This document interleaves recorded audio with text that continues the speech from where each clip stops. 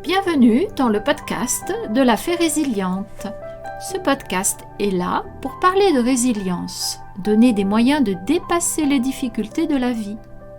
Son contenu, je suis certaine, va vous inspirer, vous motiver pour devenir acteur, actrice de votre vie et ne plus subir, vous encourager à grandir, à évoluer avec plus de clarté.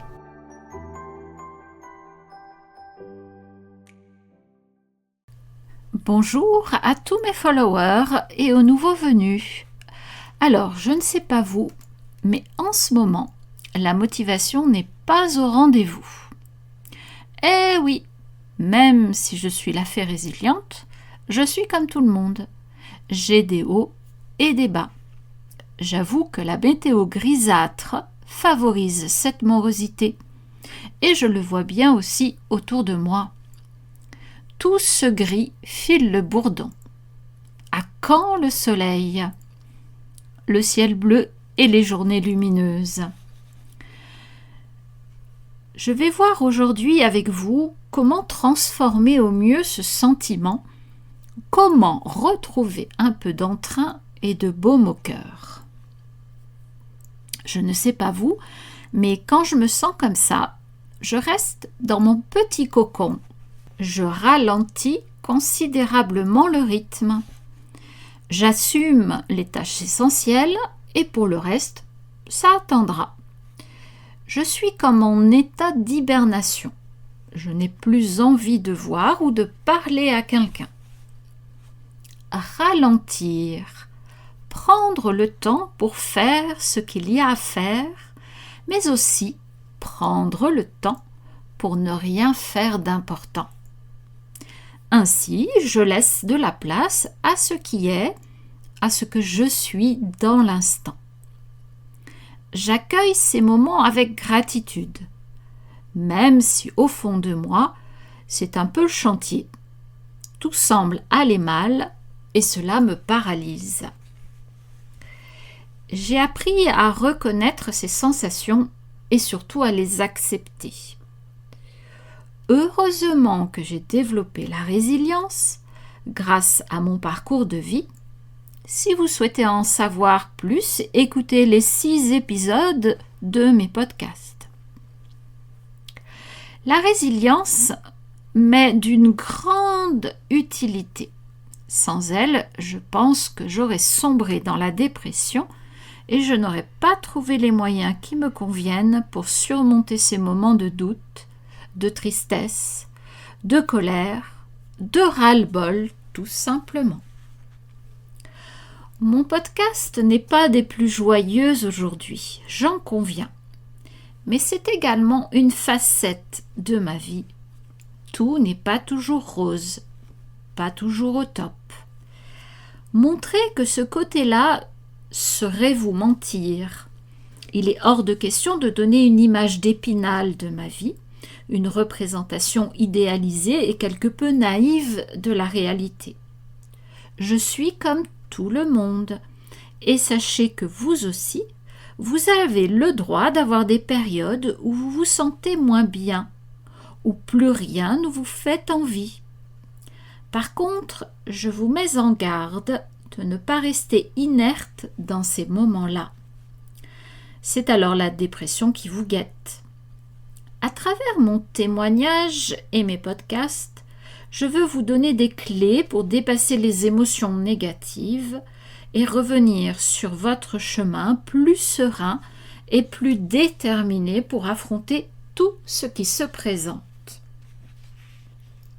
Autre élément également dans ces périodes de retrait, un peu d'isolement on peut le dire, je ne laisse en aucun cas le mental prendre le dessus et monter des scénarios déprimants, accablants.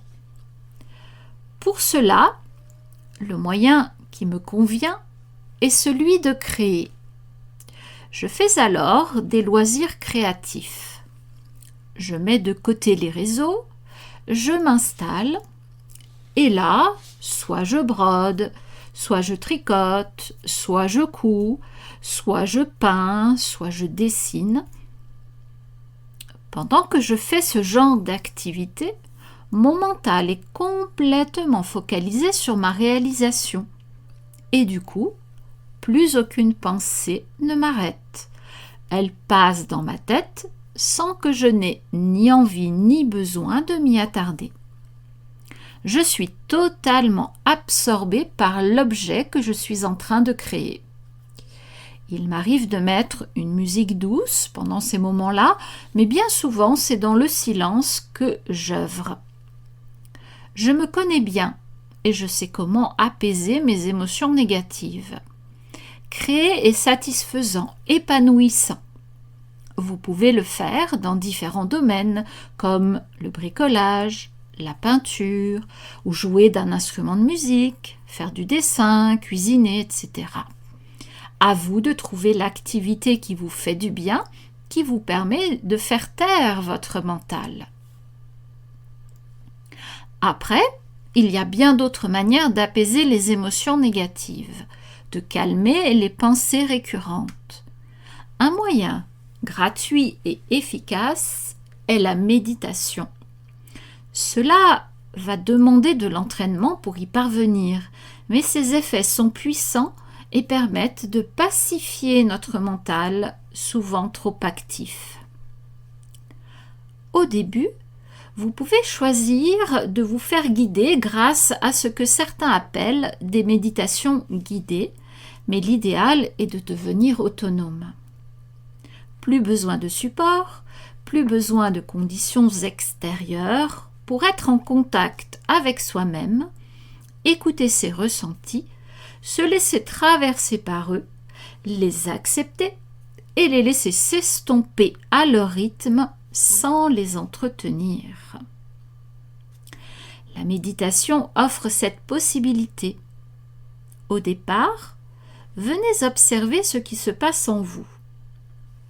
Accueillez vos émotions du moment. Acceptez qu'elles se manifestent, ne les reniez pas. Elles font partie de vous. Si vous avez envie de pleurer, laissez venir les larmes. Elles sont salvatrices et permettent d'épurer nos ressentis. Vous avez peut-être envie de crier. Allez-y, extériorisez de cette façon votre colère, mais ne le faites pas sur quelqu'un. La personne en face de vous n'est pas responsable de votre degré de colère. Cela appartient à vous seul. Ne pas extérioriser ce genre d'émotion peut provoquer des problèmes de santé. Ce n'est jamais bon de tout garder en soi. Mais je le répète, n'allez pas vous en prendre à votre entourage. C'est pour cela qu'il est bien de revenir à soi et d'observer comment le corps, le mental réagissent à toutes les sollicitations extérieures. Il m'arrive d'être en colère dans certaines situations. Par exemple, de voir tous ces détritus joncher le sol de ma rue, ça me met souvent en colère. Mais cela ne dure pas, car les personnes qui ont jeté ces détritus par terre se moquent bien de ma colère. Celle-ci fait beaucoup plus de mal à moi qu'à eux. La solution que j'ai trouvée, mais celle-ci n'appartient qu'à moi, ne vous sentez pas coupable, surtout de ne pas faire de même. Ma solution, c'est donc de ramasser ce qui traîne et de le jeter dans un bac à poubelle. Après, je me sens bien, satisfaite d'avoir nettoyé mon environnement. Au lieu de me laisser ronger par ma colère, mon ressentiment, je transforme cela en une action positive. Je trouve que c'est beaucoup plus bénéfique, mais ce sentiment n'appartient qu'à moi.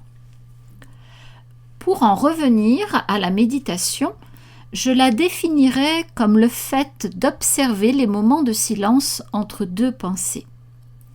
Au départ, ces moments sont brefs, même très brefs, mais avec de la persévérance, une pratique quotidienne, pas besoin d'y rester longtemps, 5 à 10 minutes suffisent, les effets bénéfiques se feront ressentir et surtout, il deviendra de plus en plus aisé de retrouver l'état méditatif et ce même au cœur de vos actions. Seule l'expérience pourra vous faire comprendre ce que je veux signifier ici dans mes paroles. Essayez, c'est gratuit. Un autre moyen qui peut être mis en place et vous aider, c'est d'écrire.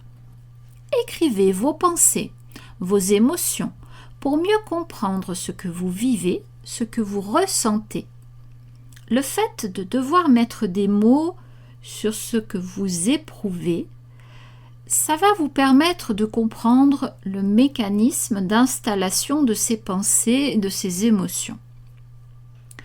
Avec le temps, vous trouverez les moyens de contrer ces mécanismes que vous aurez su identifier. Mais n'attendez pas que votre entourage vous comprenne et vous aide. Vous seul savez ce que vous vivez, ce que vous ressentez, donc vous seul pouvez trouver ce qui vous permettra de dépasser ces moments de morosité. Enfin, dans ces moments d'introspection, de retour à soi, un dialogue avec vous-même peut s'installer. Je vous conseille d'utiliser des mots qui vont vous aider à aller de l'avant. N'utilisez pas les termes « je crois »,« je vais essayer »,« je vais voir ce que je peux faire »,« je vais tenter ». Mais utilisez plutôt « je sais »,« je suis à ma place »,« je peux ». Vous constaterez vite que le choix des mots est crucial pour changer une pensée, une émotion, un ressenti. Vous voyez, je vous ai parlé ici de mon expérience et je vous invite à vous observer.